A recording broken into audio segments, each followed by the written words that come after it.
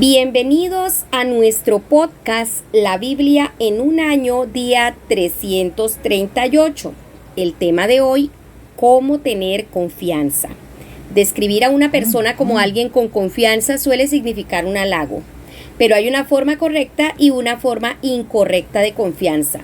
La forma incorrecta conlleva valorarte a ti mismo por encima y en contra de Dios, lo cual es arrogancia. La forma correcta conlleva valorarte a ti mismo en Cristo y a través de Cristo. La confianza en el mundo natural es dependencia de uno mismo. En el mundo espiritual es dependencia de Dios y en su máxima expresión conlleva la confianza en la presencia de Dios. Vamos a leer el Salmo capítulo 137. Leemos desde el verso 1 al 9. Extrañamos nuestra tierra. Nos sentábamos junto a los ríos de Babilonia y llorábamos acordándonos de Sión. Allí en los sauces de la ciudad colgábamos nuestras arpas. Allí los que nos capturaron nos pedían que cantáramos. Nuestros opresores nos pedían que estuviéramos alegres, que cantáramos canciones que hablaran de Sión. Pero no podíamos cantar las canciones de alabanza al Señor en un lugar extraño. Jerusalén, si algún día te olvido, que se me seque la mano derecha, prometo que jamás te olvidaré. Si te llegara a olvidar, que mi lengua se me pegue al paladar y no pueda volver a cantar. Señor, castiga a los edomitas, porque ellos pedían que Jerusalén fuera destruida.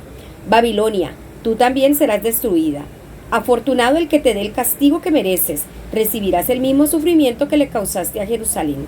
Afortunado el que agarre a tus hijos y los estrelle contra las rocas. Primer punto, la confianza perdida. Hay algo muy consolador en la ira cruda que se expresa en este salmo. Es un recordatorio de que puedes ser auténtico y honesto con Dios y de que no necesitas censurar tus oraciones. Él puede aguantar incluso tus pensamientos más oscuros. El pueblo de Dios había perdido su confianza en la presencia de Dios. El salmista está en Babilonia, lejos de Jerusalén y del templo de la presencia de Dios. Lo peor del exilio para el pueblo de Dios era el sentimiento de estar lejos de la presencia de Dios. Junto a los ríos de Babilonia nos sentábamos y llorábamos al acordarnos de Sión, dice el verso 1. Su respuesta violenta y su deseo de venganza, como lo dice en el verso 8 y 9, que te haga pagar por todo lo que nos has hecho, es muy diferente del mandamiento del Nuevo Testamento de amar a tus enemigos en Mateo 5:44. Pero es un clamor que se enmarca en el lamento de un pueblo atormentado, Salmo 137:3, y desesperado por tener la presencia de Dios. Vamos a orar. Amado Señor, anhelo tu presencia en el día de hoy, que tu presencia nos dé descanso y esperanza en cualquier circunstancia, en el nombre de Jesús. Amén.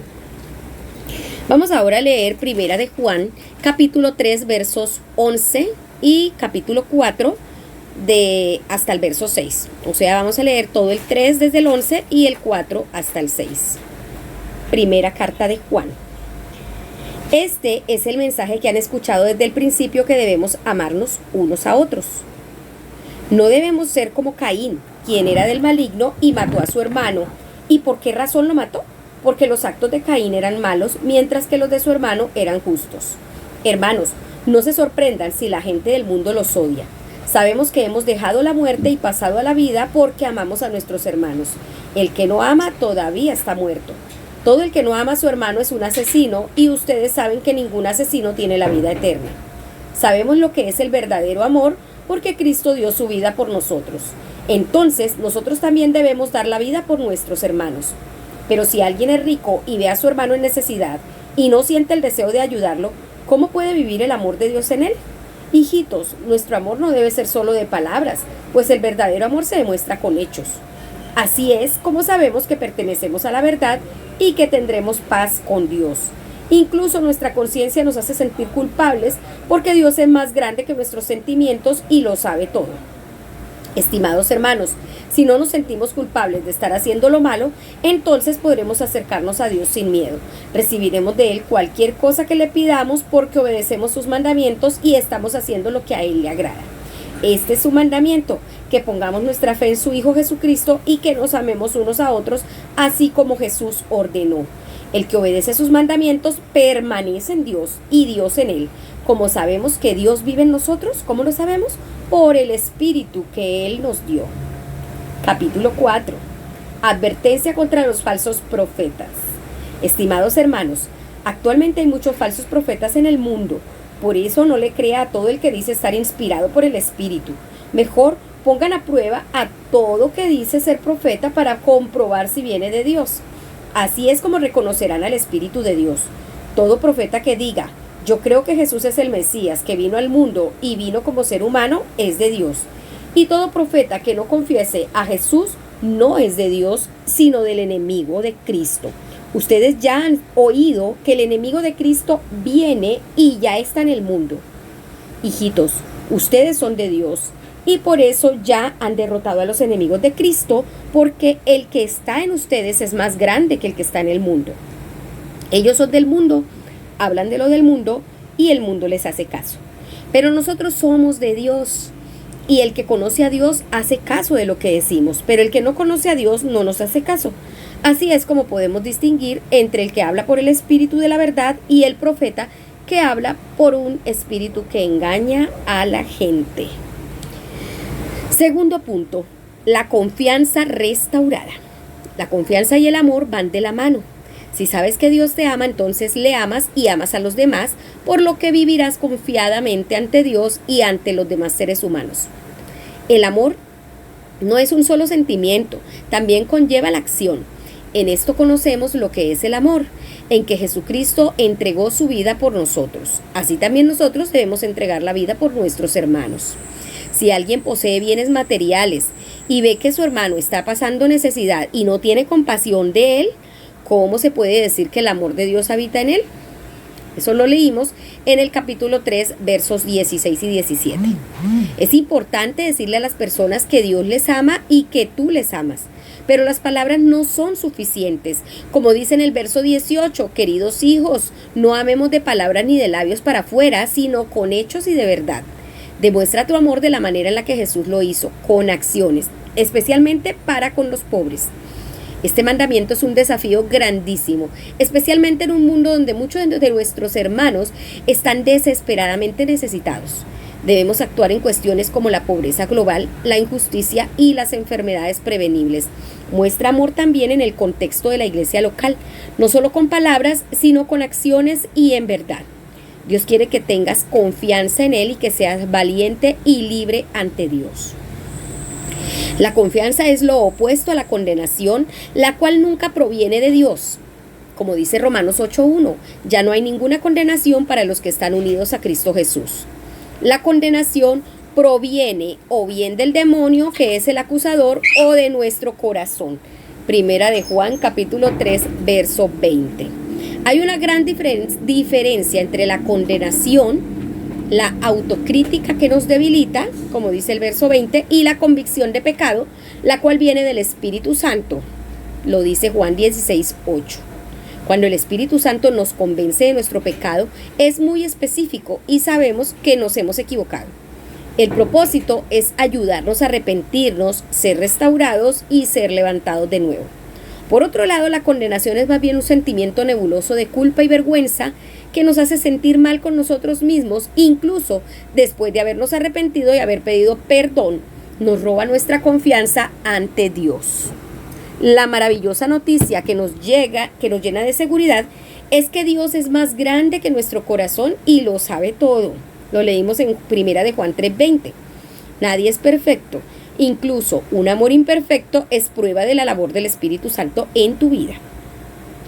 Cuando reconoces los fallos de tu corazón, tu hambre de amor más perfecto a la imagen de Cristo no debería alterar tu confianza, sino más bien confirmarla. Dios no te condena, sino que te acepta a pesar de tus fallos, debilidades e imperfecciones. De hecho, te promete que recibirás de Él todo lo que pidas porque obedeces sus mandamientos y haces lo que le agrada. Verso 22. Entonces, ¿qué significa obedecer sus mandamientos y hacer lo que le agrada? Es muy simple. Hacen falta dos cosas. La primera, creer en Jesús, y la segunda, amarnos los unos a los otros. Si haces estas dos cosas, puedes estar seguro que vives en Él y de que Él vive en ti. Como dice el verso 24, el que obedece sus mandamientos permanece en Dios y Dios en él. ¿Cómo sabemos que permanece ¿Cómo sabemos que Él permanece en nosotros? Por el Espíritu que Él mismo nos dio. ¿Cómo sabemos que quien vive en nosotros es el Espíritu de Dios y no cualquier otro espíritu? En el capítulo 4, verso 2 dice lo siguiente: en esto pueden discernir quién tiene el Espíritu de Dios. Todo profeta que reconoce que Jesucristo ha venido en cuerpo humano es de Dios. Hemos de luchar en muchas batallas. Seremos odiados por el mundo, dice el verso 13 del capítulo 3. Y también dice que vendrán muchos falsos profetas en el capítulo 4, verso 1. Dice, no crean a cualquiera que pretenda estar inspirado por el Espíritu. Pero el que está en ustedes es más poderoso que el que está en el mundo. Aleluya. Vamos a orar.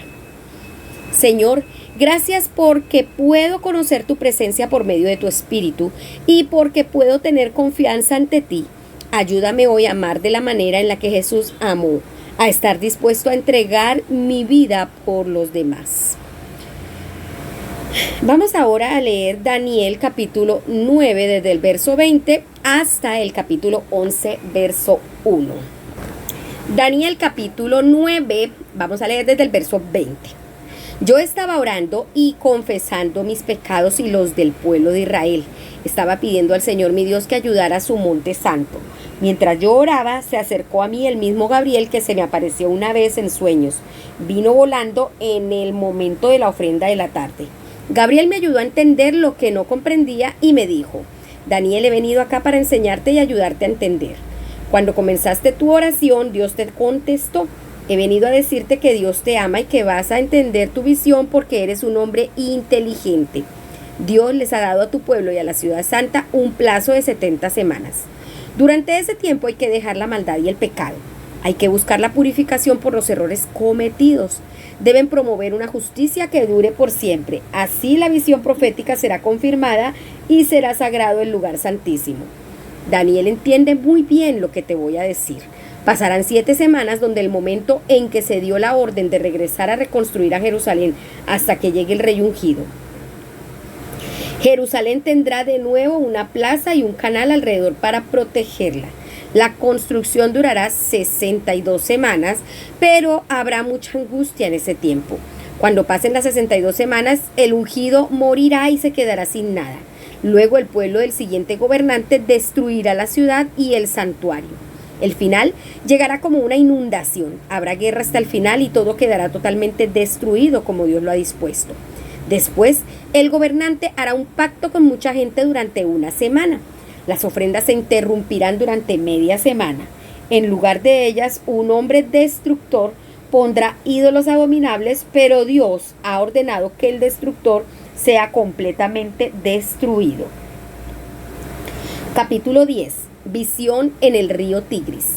Ciro lleva 3 años como rey de Persia cuando Daniel, llamado también Beltasar, recibió un mensaje verdadero pero muy difícil de entender. Daniel se esforzó mucho para entenderlo y finalmente logró comprender todas las imágenes. En ese tiempo yo, Daniel, estuve muy triste durante 3 semanas. En esas 3 semanas no comí ningún plato exquisito, ni comí carne, ni bebí vino, y tampoco me puse aceite en la cabeza. El día 24 del primer mes estaba a orillas del río Tigris. En un momento levanté la mirada y vi a un hombre vestido de una túnica de lino y un cinturón de oro. Su cuerpo parecía una piedra preciosa, su rostro resplandecía como un relámpago. Sus ojos brillaban como llamaradas, sus brazos y piernas parecían bronce pulido, y cuando hablaba su voz se oía como toda una multitud hablando. Junto a mí había gente, pero solo yo, Daniel, pude ver al hombre. Sin embargo, los que estaban a mi lado se asustaron tanto que salieron corriendo a esconderse.